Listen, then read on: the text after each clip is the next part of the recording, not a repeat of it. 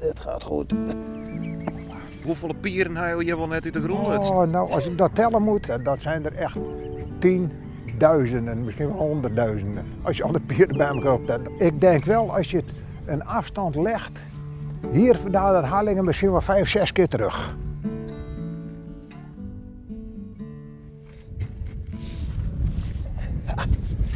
Nog één. Hier nog één. Nee. Zitten er wat goeien tussen? Ja, er zitten lekkere wormen tussen. Ze zijn niet te groot. Moet ook niet.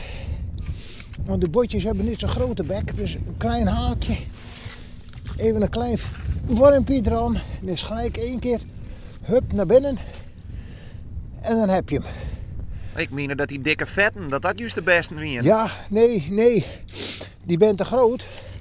En dan zitten ze er lekker om te knabbelen en denken dat je beet hebt. En dan sla je aan en dan sla je mis. Dit zijn de mooiste wormpjes. Die passen precies mooi zo aan je haakje. En dan komt die bot, het visje komt, zeebaars. Hup, hap, 1 keer naar binnen en hangen. Ik was toen een jongetje van een jaar of 10 en je had 6 weken vrij en je wilde allemaal wat verdienen. Ja, winkels waren er niet veel, dus ik zei, weet je wat, ik ga pieren steken. Dus ik gedaan, zo gezegd, zo gedaan, met de greep mee. En ja, ik was er vrij potig, dus ik stak eeuwig, dat was 1000 pieren per dag. Dat was dus in 1964. Nou, als je dan 5, 6 gulden per dag verdiende, dan was dat al een hoop geld. Dus je had zo'n mooi spaarpotje na de zomer en dat ging jaren door. En ja, mijn nu huidige vrouw, die raakte zwanger.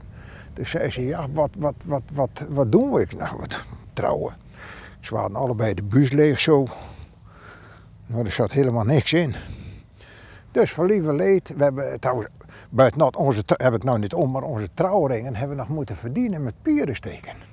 Dus dat is lekker zo doorgaan en daar kon ik heerlijk mee verdienen.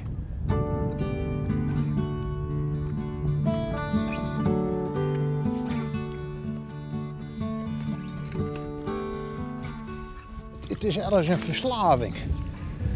Want het is hier zo lekker op het wat. Zo lekker, relaxed, stil. Vroeger toen ik jong was ging ik 's nachts ook wel heen met een koplampje. En dan was het blad stil. En dan gingen de enen zo mooi, zo kwak, kwak, kwak, kwak, zo langs je heen. Dat was prachtig.